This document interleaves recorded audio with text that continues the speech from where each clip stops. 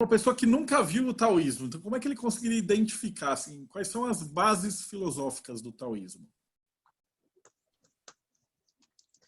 A primeira coisa para se identificar um taoísta é o bom humor. Não existe taoísta carrancudo. Tá? Se o cara ficou meio nervoso, ele deve ser budista, porque ele não é taoísta. Né? Você vê os imortais taoístas, eles são sempre gordinhos, rechonchudos, bebendo vinho, tocando música, recitando poesia na sombra dos bambus. É sempre desse jeito. Então, o taoísta é assim. Tá? O taoísta é assim. Se fizer um curso meu, você vai ver umas piadas que você nunca imaginou ver no curso de filosofia. Tá? Porque é assim que a coisa funciona. Né? Agora, a relação aos conceitos, propriamente dito, nós temos o primeiro, que é o Tao, que eu não posso falar porque ele foge da percepção intelectual.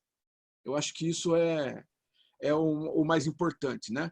Porque o Lao Tzu, ele fala no primeiro capítulo do Tao Te Ching, o Tao é o nome do inominável. Ou seja, se você pode dar um nome, você pode explicar, não é o Tao. Aí já começa a bagunçar o meio de campo. Né? O ocidental já morde a língua, já começa a ficar nervoso já. Porque o que o Lao Tzu fez é que ele teve uma experiência de hiperconsciência, de expansão de consciência, e ele não conseguia falar sobre aquilo. Então ele deu um apelido. Ele chamou de Tao, que significa caminho, né, em chinês. Então ele deu um apelido. Então o que é Tao? É um apelido de uma expressão de consciência, de uma expansão do universo que não pode ser concebida em palavras. E aí, como ele deu um apelido, aí ele conseguiu falar sobre isso.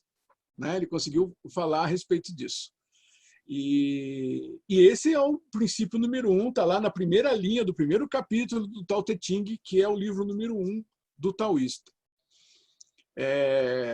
E a partir daí nós temos uma consequência de coisas. Nós temos uma particularidade, né? Um conceito que é o Wudi, o vazio, que é um vazio primordial.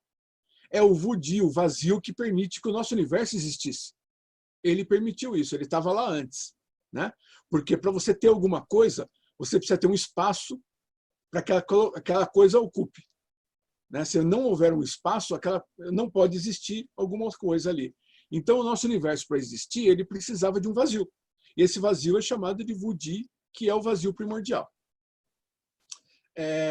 No nosso universo, apareceu o universo no Wudi, né? Os taoístas já falavam do Big Bang há 2.500 anos, que é a ideia original da criação do universo. E chinês também nunca achou que a Terra era plana, sempre achou que a Terra era uma esfera flutuando no espaço, que é infinito. Essa era a concepção de planeta para eles. E aí você tem, dentro do nosso universo, o Yin e Yang. Então, o Yin e Yang são duas polaridades que elas são complementares.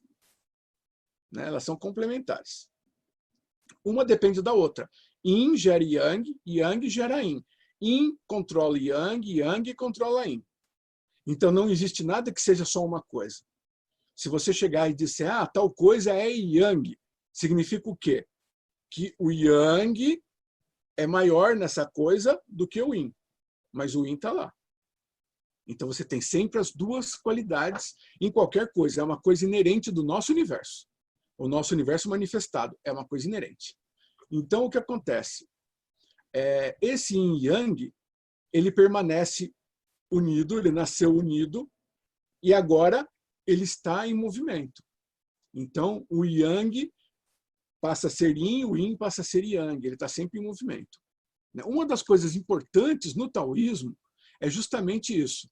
Tudo está em movimento, com movimento contínuo, movimento perpétuo. Nada está parado. Tanto é que, se você tiver energia parada no seu corpo, a medicina chinesa trata como doença. Porque é a estagnação de energia, não pode ter energia parada. O Feng Shui, que faz a mesma coisa da medicina chinesa, ele pega energia estagnada na casa e ele tenta resolver.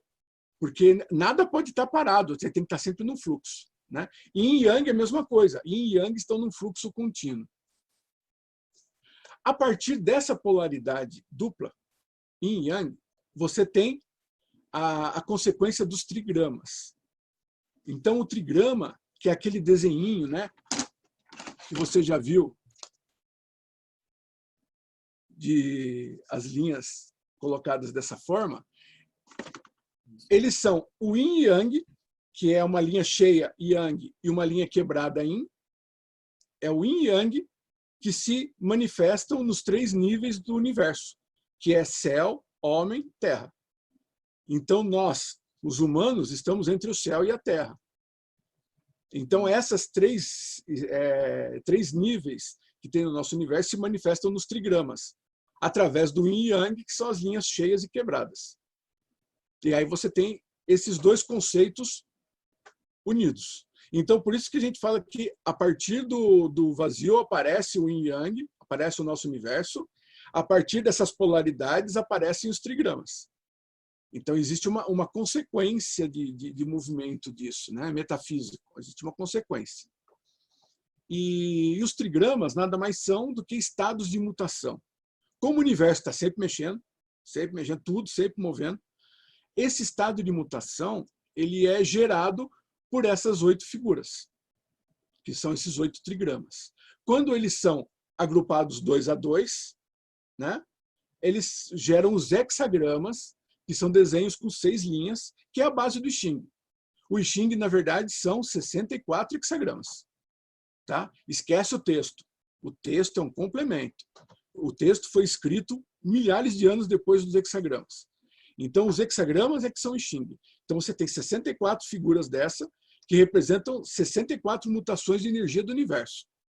É essa combinação que forma tudo que a gente vê. Então, quando você faz uma consulta ao I Ching, você vai obter um hexagrama, porque o hexagrama vai te dar a situação energética de mutação naquele momento. É exatamente isso que o I Ching faz. O I Ching, como qualquer outra coisa, não prevê futuro. Ele prevê uma máxima probabilidade de alguma coisa acontecer se o que você estiver fazendo prosseguir. É mais ou menos isso. Depois a gente pode até discutir melhor. Mas os trigramas, então, são isso. São 8 situações energéticas que, combinadas, formam toda a estrutura energética do universo, todas as situações de mutação do universo. Porque se tudo muda o tempo todo, a coisa mais importante que existe é você saber quando muda e como muda. Por isso é que os trigramas, o I Ching é tão importante na filosofia taoísta, né?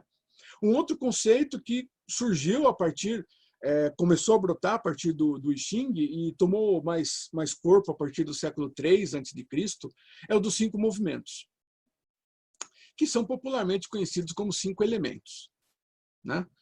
Na verdade, o termo original, Wu Xin, em chinês, o Xin quer dizer ação, quer dizer movimento.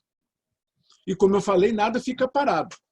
Então, houve um certo problema de tradução, porque os ocidentais viram os 5 movimentos, que são madeira, fogo, terra, metal e água. E eles viram esses 5 movimentos e falaram assim, nossa, é igual os 4 elementos gregos. Né? É daí que vem a ideia do elemento, que na verdade eram 5, porque o Aristóteles incluiu mais um, né? Incluiu o éter. Então, o que acontece? Você tem aí uma correlação, eles acharam que tinha uma correlação com os elementos gregos. Na verdade, não tem, porque o Wu Xing, os 5 movimentos, são 5 estados energéticos que as ações e as situações se assemelham. Então, quando a gente fala assim, você tem um movimento madeira, tá? Você não está dizendo que o negócio é feito de pau. Você não está dizendo que o negócio é feito de madeira. Você está dizendo que aquele movimento tem um sentido de crescimento. E isso é madeira. Tanto é que no Feng Shui, você não pode usar um objeto de madeira para representar madeira. Você tem que usar uma planta de rápido crescimento. E isso tem a força da madeira, porque ele cresce. Né? Se você disser que existe um caso aqui em que a situação ela é fluida, então é água, movimento água. Se a situação cresce e se alastra, é movimento fogo. E assim por diante. Então você tem esse tipo de caracterização dos estados energéticos. Por isso que você vê muitas vezes na internet, você vê aquele pentagrama, né, que é o ciclo de criação. Porque um elemento, como ele está mudando, ele vai originar outro. E esse elemento vai originar outro. E assim por diante.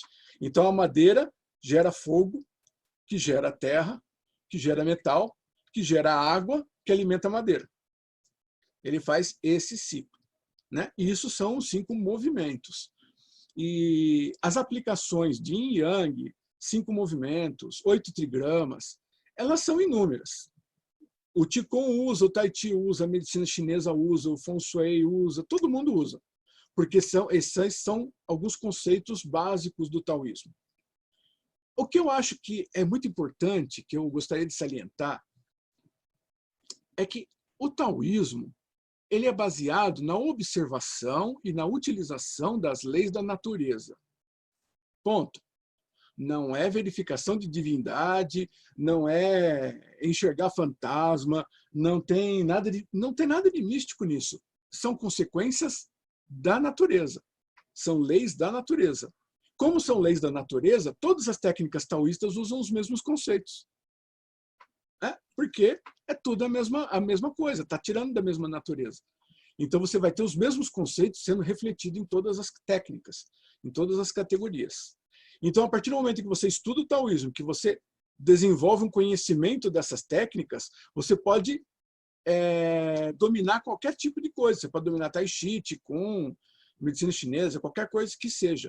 Por outro lado, você pode ser o maior especialista físico em Qigong do mundo. Se você não souber essa teoria, você não sabe o que você está fazendo. Isso é fundamental. Tá? Isso se reflete tanto nas técnicas que você tem entre os estilos internos, que são os estilos taoístas de arte marcial, você tem 3 tipos de arte marcial que são bem característicos. Você tem o Tai Chi Chuan, que ele usa o Yin e o Yang. Então o Tai Chi Chuan é todo expansão e recolhimento. Expansão e recolhimento. É Yin e Yang o tempo todo. A pessoa te ataca, você recua. A pessoa recua, você ataca. Você avança. Então você está sempre fazendo esse movimento Yin e Yang. Né? Ele vem pela direita, você sai pela esquerda. Sempre um movimento Yin e Yang. Você pega o Pak Ma Chan, ele é uma arte marcial baseada nos 8 trigramas do I Ching. Então você vai ter 8 situações em volta, em que você pode andar, né, em volta do oponente. Ele é um sistema circular. Ele anda em volta do oponente e você vai ter 8 configurações de mão para você poder golpear baseado nos 8 trigramas. Já o Xin Yi Chuan, ele é baseado nos 5 movimentos. Ele é considerado um dos estilos mais violentos que tem na arte marcial chinesa, porque ele não é um estilo defensivo, ele é estilo ofensivo. Então o cara do Xin Yi Chuan, na hora que ele posiciona para combate, ele já parte para cima do sujeito. Ele não vai ficar esperando acontecer alguma coisa. Né? E ele é baseado nos 5 movimentos. Então você vai ter a técnica do metal, você vai ter a técnica da terra, da madeira, você vai ter... Cada técnica vai ocupar um movimento. E aí um movimento vai suceder ao outro. E assim por diante, usando os 5 movimentos. Então vocês veem que essas técnicas são tão importantes que você consegue desenvolver uma arte marcial baseada em um desses conceitos. Né? Os outros estão presentes, mas esses conceitos têm a primazia na articulação. Então, todas as técnicas taoístas são baseadas nesses conceitos energéticos específicos. Agora, existem outros conceitos mais filosóficos, como o conceito do Wu Wei, que é a não ação, que é outra coisa incrivelmente mal compreendida. O pessoal acha que não ação é você sentar aqui e ficar esperando o universo mandar alguma coisa. Né? Aqui entre nós, isso não vai acontecer. Tá? Porque o Wei, o que é? O Wei é você estar sentado num barquinho, descendo o rio. Tá? E o que você faz? A maioria das pessoas começa... Né? O taoísmo não. O taoísta ele vai sentar, apreciar o sol, vai olhar o barulho da água, né? Vai tirar um cochilo e vai ver aonde que o barco vai chegar. Aí, quando o barco estiver chegando numa bifurcação, ele vai olhar a bifurcação e vai tomar a decisão de seguir para um lado ou para o outro. Tá? Então, o que acontece? O Way não é você não ter livre-arbítrio, aceitar qualquer coisa, né? Algum tipo de fatalismo. Não é isso. O Way é você tomar as decisões observando em que direção as coisas estão indo. Né? Então, as coisas estão indo numa determinada direção e você quer ir na outra. Você vai quebrar a cara. Não adianta. O que o taoísta faz? Ele deixa, relaxa, deixa aí e vê o que ele pode fazer naquela dele e para atingir os seus objetivos. Eu vou para cá, eu vou para lá, eu posso dar uma remadinha para acelerar, eu posso dar uma remadinha para diminuir a velocidade, eu não vou mudar de direção, eu vou continuar seguindo a direção, mas eu vou descobrir se eu vou mais para o meio da margem, mais para o meio do rio, eu vou ver em que direção que eu estou andando. Então você tem o controle do barco, seguindo a direção que a natureza está te empurrando. Né? Agora nós estamos nesse Covid miserável do inferno. E o que acontece? Nós estamos aqui fazendo uma live, né? Passando esses ensinamentos para todos vocês interessados, porque é o caminho. Eu vou querer seguir, chego para o Marcelo e falo, não, vamos fazer um simpósio de qualquer jeito. Não, mas isso não vai dar certo. Você sabe disso. Né? Vai bater polícia, vai dar um rolo. Por quê? Porque a gente está seguindo o caminho. Então, o caminho, o que é? É você fazer virtual. Pelo menos por enquanto. Aí a situação muda. Opa, a situação mudou. Então, nós vamos ter que observar a situação de novo e ver em que direção, de que forma a gente vai trabalhar. Né? E isso é o Way. Isso é a não ação. É você observar e agir de acordo com o fluxo das coisas. Então, existem vários conceitos filosóficos desse que são muitas vezes mal compreendidos, mas que permitem que você consiga ter uma vida mais tranquila. Porque uma das características do taoísmo é pensar muito no hoje. Porque o que passou, passou, e o que vem não chegou. Então você foca no hoje. Né? Eu costumo dizer que os dois grandes obstáculos do ser humano é o medo do que vem, né? E o remorso do que passou. Esses são dois grandes obstáculos. Né? E aí vocês veem como esse negócio é legal, que contaminou o budismo, e o Zen tem como uma das suas referências básicas viver o momento. Né? Aí você olha lá, nossa, que ensinamento bom do Zen. De onde que está vindo? Está vindo daqui de trás. Né? Então, é a ideia, é você ficar atento ao momento. Né? Você vai ter saudade do que vai, você vai se preocupar com o futuro? Um pouco, é normal. Você não vai também largar no barco e vai dormir e a cachoeira está chegando. Também não é assim. Você vai prestar atenção no que está acontecendo, mas você não vai se preocupar. Você vai esperar aquela diversidade chegar e aí você vê o fluxo das coisas que estão indo e aí você vai dar um jeito de resolver. Né? O pensamento taoísta é meio por aí mesmo. Por isso que eu digo que os nossos problemas do cotidiano eles podem ter muita influência benéfica das ideias taoístas. Né? Isso é uma coisa que eu sempre coloco muito fortemente, que o taoísmo não é um negócio antigo, o taoísmo é um negócio vivo, porque a história do taoísmo vem de 1000 antes de Cristo até hoje de manhã. A história do taoísmo é isso. Então ela está sempre se reinventando, sempre se modernizando. Essa colocação é perfeita de seguir o fluxo de toda essa colocação.